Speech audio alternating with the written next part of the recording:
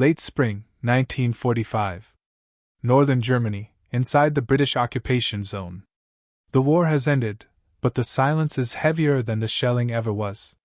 Streets lie flattened into gray geometry, brick dust, twisted iron, roof beams pointing at the sky like broken ribs. Smoke no longer rises. There is nothing left to burn. A British infantryman stands at the edge of a ruined street. His uniform is worn but intact. His boots rest on ground that once held homes. He carries a rifle he no longer fires, and a ration pack meant to last a day. Across the rubble, a woman moves slowly toward him. She is thin. Her coat hangs loose on a frame carved down by months of hunger. Her hands clutch nothing. Behind her, the city offers no shelter, no food, no future, only the quiet aftermath of defeat. She stops a few steps away. The soldier watches her carefully. Orders still exist here. So does suspicion. So does memory, of enemy fire, of comrades lost, of a war that demanded distance from suffering. Between them is only a few meters of broken stone. And a decision. The soldier does not move. Not yet. The guns fell silent on May 7, 1945. Germany surrendered unconditionally. Across Europe, towns that had pulsed with fear and fight now trembled under an uneasy quiet. Streets once alive with conflict were reduced to rubble and ash. Berlin, Hamburg, and Hanover bore the marks of relentless bombing, walls collapsed, roofs gaping, and piles of brick dust replacing markets and schools. Railways had vanished beneath craters, and bridges arched like broken teeth over rivers choked with debris. The surrender did not bring relief for the millions of civilians trapped in the ruins. Food distribution systems, already fragmented by 4 years of total war, collapsed entirely.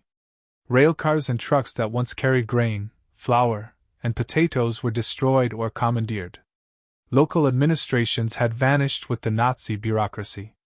The so-called hunger winter, which had devastated occupied Europe before, now crept into Germany itself. Bread became a memory, and milk, sugar, and fat were rarities. Families scavenged wherever they could, cellars, barns, or abandoned stores. Children's faces grew hollow, their eyes too large for their sunken cheeks. Allied forces began dividing the country into occupation zones. The British took the northwestern regions, from Hamburg down to the Rhine. Their mandate was simple in words but impossible in execution: maintain order, disarm the population, and prevent disease, starvation, and insurgent resurgence. In practice, it meant soldiers patrolling shattered streets, overseeing devastated towns, and balancing the law of the conqueror with basic humanitarian needs. Civilians were not only defeated but dependent.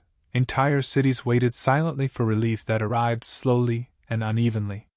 Reports from the time tell of mortality rates rising sharply among children and the elderly. In Hanover, malnutrition hospital admissions doubled within weeks of surrender.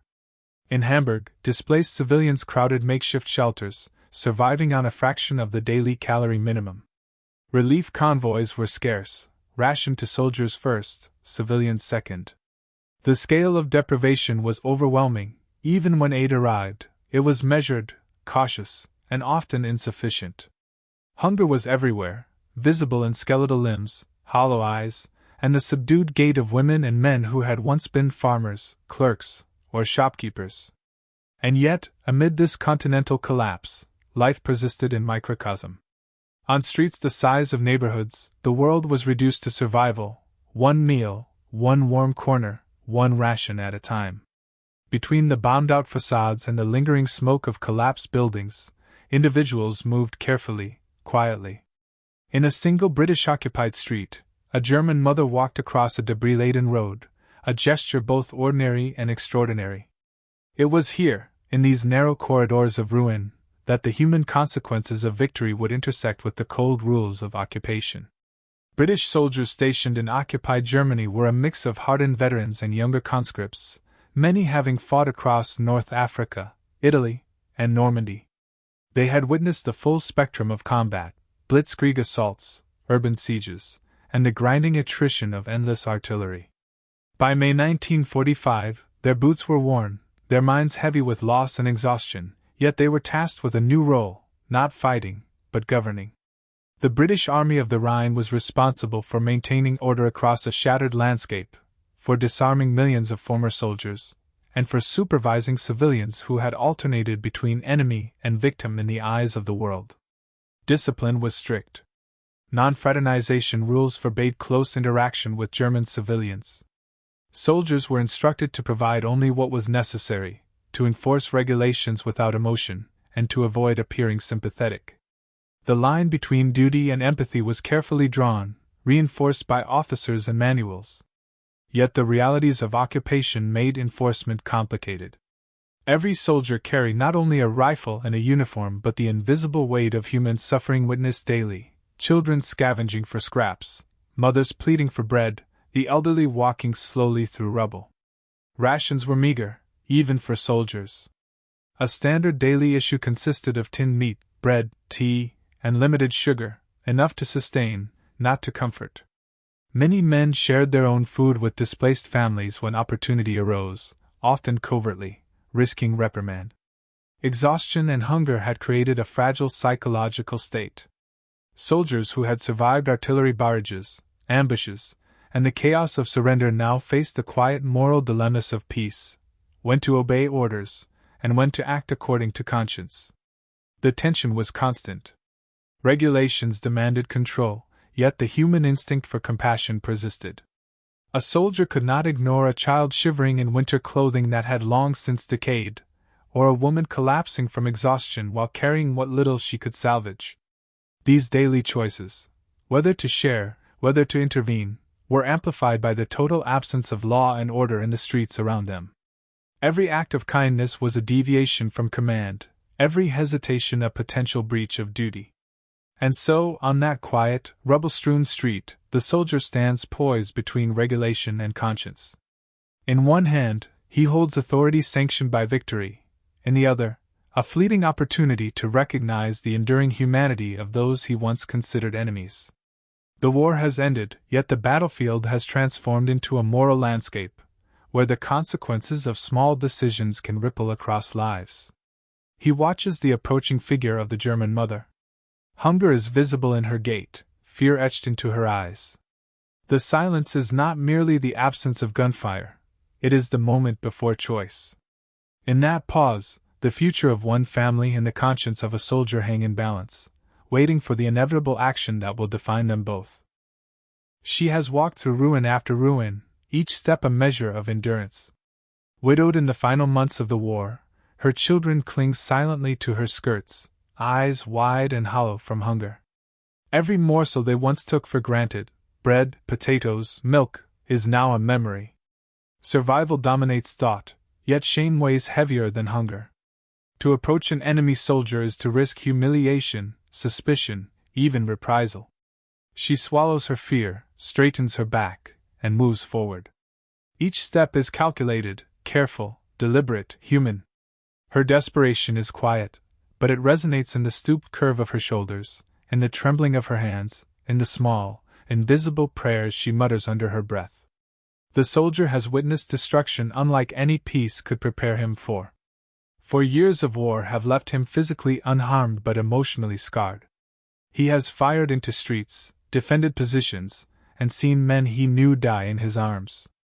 Victory came not with celebration but exhaustion. Now, standing amid the ruins, he is ordered to observe, not to interfere.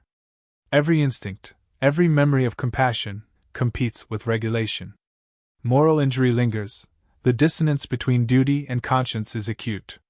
His gaze follows the approaching woman, noting her skeletal frame, the children in tow, the weight of fear she carries. The rifle is at his side, but it feels heavier now, a symbol of authority, restraint, and the fine line he must walk between obedience and humanity. Victory carries its own paradoxes. The war is over, yet the consequences are immediate and intimate. The soldier is the embodiment of victory, yet the civilian holds the burden of defeat. Collective guilt and collective suffering collide in this narrow street. Orders dictate distance, yet personal morality compels action. The mother does not see a man in uniform alone. She sees the nation that destroyed her city, took her husband, and left her family to starvation. He does not see an individual in isolation, he sees the ghost of the enemy, the symbol of a regime he fought to dismantle. Between them, the moral and human dimensions of war intersect silently. In these converging perspectives, human, soldier, moral, the stage is set. Each carries weight, history, and consequence. Words are unnecessary. Tension lingers in the space between them. The approaching step, the hesitant breath, the unspoken question, it is all that separates action from inertia. Silence stretches, charged with every angle, until the moment itself becomes a decision waiting to unfold. Allied policy on occupied civilians was strict, precise, and intentionally impersonal. Soldiers were instructed to maintain order, disarm remaining combatants, and ration relief sparingly. Compassion was not forbidden, but it was discouraged. Any act of generosity could undermine authority or create dependency. Commanders feared that unchecked aid might spark unrest or favoritism. Yet the policy could not account for every individual encounter. On narrow streets of bombed-out towns, behind collapsed walls and scorched rooftops, the rigid lines of military instruction blurred. Soldiers faced the tension between adhering to orders and acknowledging basic human need, a tension that could turn a single loaf of bread into a moral battlefield. To the German civilians, occupying soldiers represented both security and oppression. They were foreign, armed, and victorious, symbols of defeat and the very machinery that had shattered their homes. Approaching them was not just a plea for sustenance, it was a test of courage, trust, and dignity. Many civilians feared reprisal for perceived transgressions, yet hunger compelled them to act. Every gesture of entreaty, hands extended, eyes lowered, was charged with vulnerability. Soldiers were the arbiters of survival, their actions capable of offering relief or reinforcing despair. In the eyes of the defeated, even the smallest act of kindness could carry the weight of salvation. Accounts from British-occupied zones reveal that moments like this were neither rare nor universally recorded. Relief distribution often bypassed civilians entirely. Rations prioritized soldiers and displaced persons in camps. Yet diaries, letters, and post-war testimonies attest to countless encounters where individual soldiers chose humanity over regulation. In one documented case from northern Germany, a soldier quietly handed extra rations to a widow and her children, an act noted in his personal journal but absent from official reports. These episodes highlight the tension between military discipline and human morality, illustrating how individual choices could ripple far beyond the immediate street, shaping local perception of the occupying forces and the possibilities for reconciliation. In the convergence of these perspectives, policy, fear, and history, the inevitability of action becomes clear. The mother steps closer, the soldier hesitates, and the street itself seems suspended in anticipation. What was once a routine patrol transforms into a moral crossroads, shaped by human need, military expectation, and historical context. Every angle presses toward the same outcome, making the approaching decision unavoidable. The soldier stands still, the weight of regulation pressing against the stirrings of conscience. The mother's thin frame advances a step closer, clutching her children as if they were the last remnants of a lost world. Hunger is visible in every motion, the slight tremor in her hands, the shallow rhythm of her breathing. The street, once filled with the echo of marching boots and distant gunfire, now holds only silence and the unspoken tension between human need and military order. He recalls the instructions drilled into every British infantryman: maintain distance, distribute only officially sanctioned rations, avoid any gesture that might be interpreted as fraternization. A soldier is a representative of authority, not a benefactor of charity. Yet the human instinct, the memory of his own family waiting miles away in England, the image of children starving in the rubble, presses insistently. Every second stretches. His eyes flicker toward his ration pack, small and heavy in his hands. It is intended for a soldier, for survival, not for charity. Yet here, the line between duty and morality blurs. The decision crystallizes in that pause. The world of rules and orders is rigid, but human life, fragile and immediate, cannot wait. He unfastens the pack, glancing once at the officer's watch in the distance. No one notices. No one will. He steps forward. Motion deliberate, restrained. From the pack, he removes a small portion of bread and a tin of meat. His hands extend them cautiously, offering sustenance rather than indulgence, protection rather than pity. The mother's eyes widen. She does not speak. She cannot. The gesture carries all the gravity of compassion constrained by circumstance. The act is simple, but in its simplicity, monumental. It is historically plausible, quietly heroic, and utterly human, a moment of choice enacted in silence. Orders, regulations, and fears of reprisal exist in theory, but they dissolve in the face of immediate need. The soldier's decision has been made. He steps back slightly, maintaining his discipline while completing the act. The food is in her hands. The street remains silent. No applause, no recognition, no official record. Only the physical reality of sustenance delivered and a moral line crossed intentionally, yet carefully. The moment passes, but its consequences are just beginning to unfold. The mother receives the food with hands that shake, fingers curling around the loaf and tin as if holding life itself. Her eyes search the soldier's face, disbelief and shock mingling with relief. She does not speak, not immediately, for words would cheapen what has occurred. Every heartbeat stretches the silence, every shallow breath carrying gratitude, fear, and the weight of a lifetime compressed into a single moment.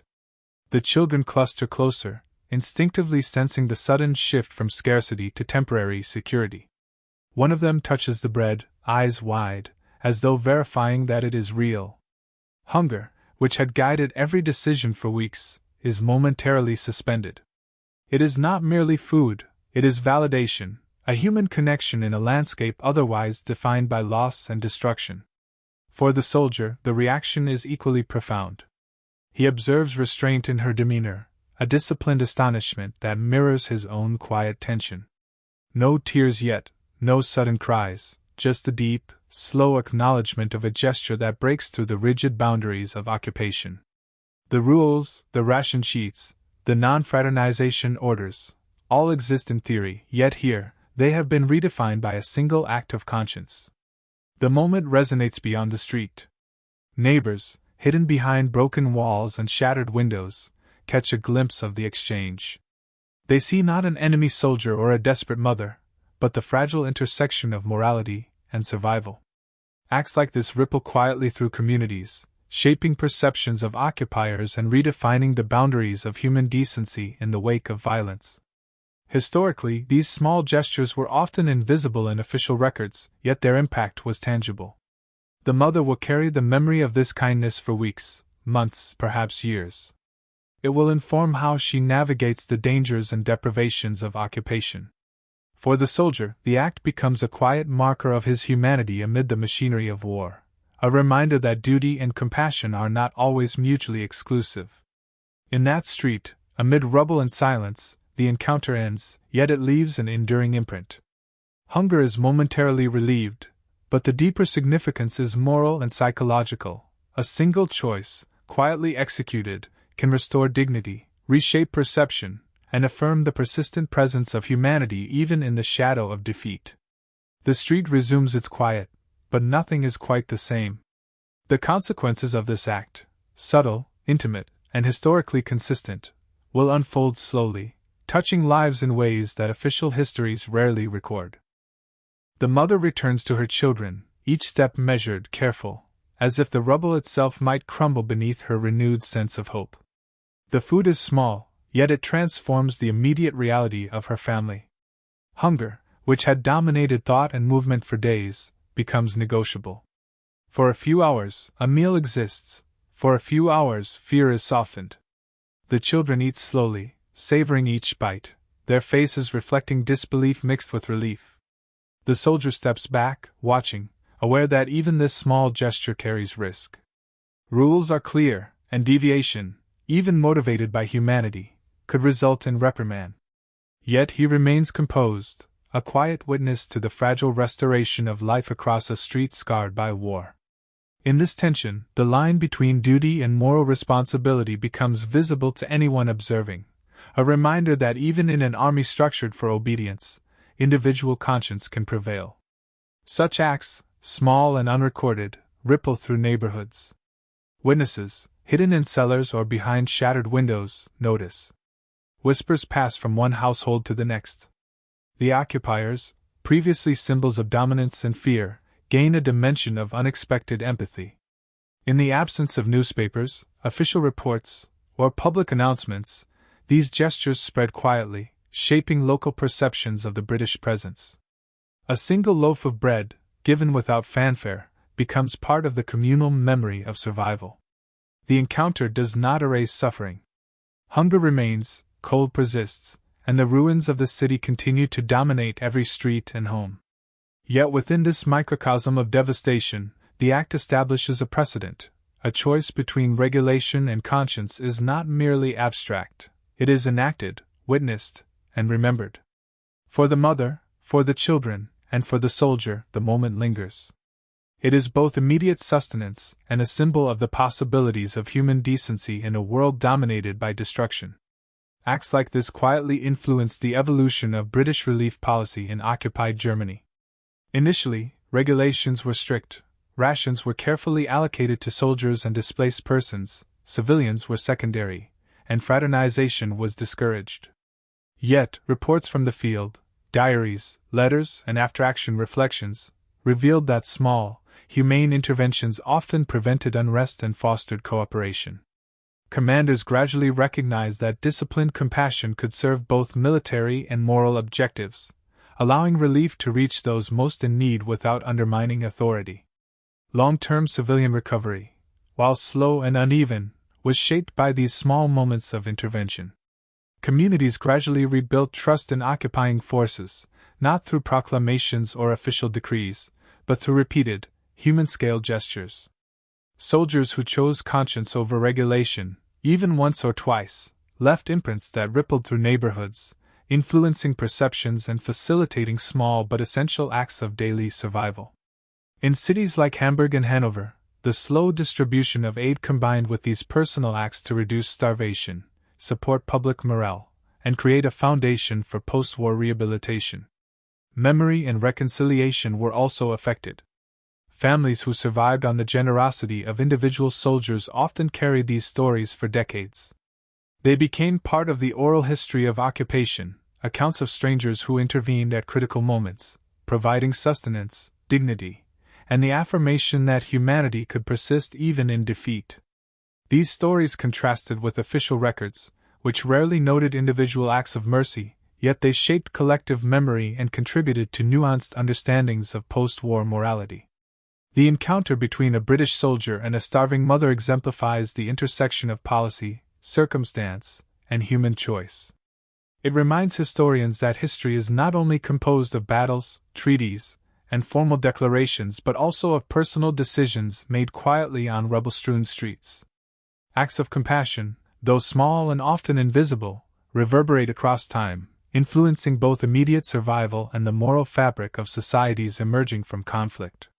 In this way, the moment is absorbed into history, not as a headline or a report, but as part of the lived experience of war's aftermath. It illustrates how individual choices can bridge the chasm between victor and vanquished, shaping the path from devastation toward recovery, and leaving traces of humanity that endure long after the armies have moved on. History often records war in dates, treaties, and battles, grand movements of armies and the sweep of strategy. Yet the true measure of conflict is found in the quiet, fleeting moments when human choice asserts itself against the machinery of destruction. On a rubble-strewn street in post-surrender Germany, a soldier and a mother enacted a small, deliberate defiance of circumstance. One loaf of bread, one tin of meat, became more than sustenance. They became an affirmation of dignity, compassion, and the enduring presence of humanity. This encounter reminds us that wars are not concluded solely by official documents or signed accords. They are resolved, in part, through individual acts of conscience that bridge the chasm between victor and vanquished. In these choices, humanity persists where violence once reigned.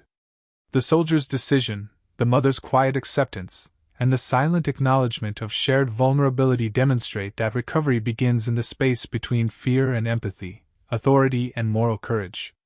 Even decades later, such moments echo, not in history books alone, but in the collective memory of communities, in stories passed from one generation to the next.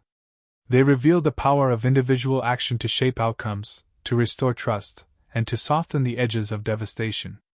In the aftermath of war, it is these human acts, small yet profound, that sustain life, cultivate hope, and lay the foundation for reconciliation. In the stillness of a shattered street, the ordinary and the extraordinary converge. And it is here, between rules and conscience, between survival and mercy, that the true narrative of war quietly unfolds.